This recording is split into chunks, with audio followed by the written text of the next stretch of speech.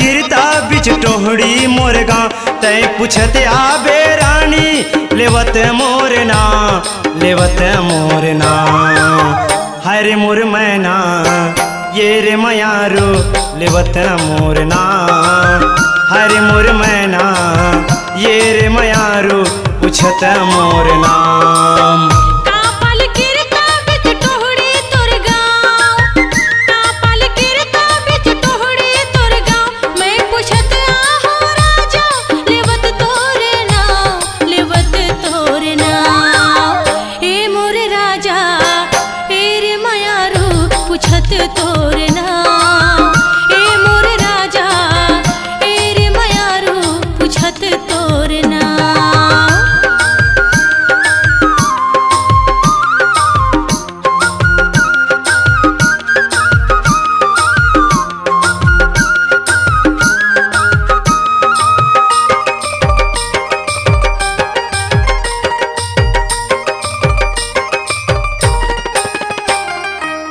तिर तिर आबे ग्राम टोहड़ी मोर गाँव बिच बस्ती में पुजबे सुनिल हे मोर ना।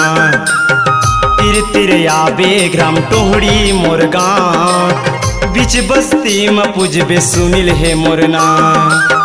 हाय रे मयारू मना मिठ बोली तोर कहना।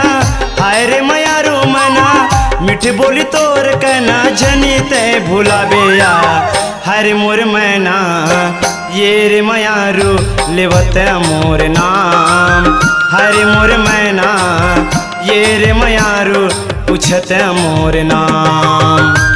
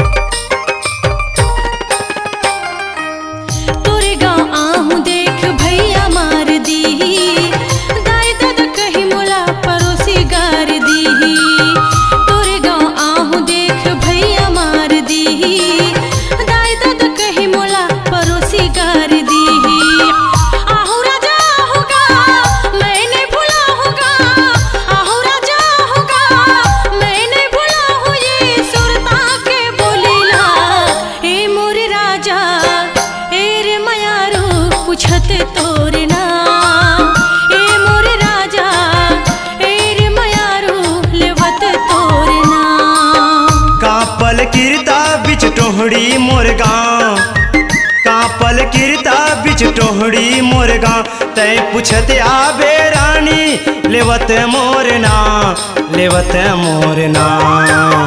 हरे मोर मैना ये रे मयारू लेवत मोर ना।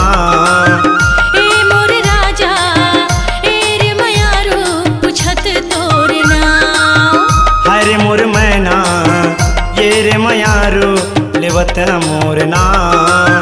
ए मोर राजा ए रे मयारू पूछत तोर ना।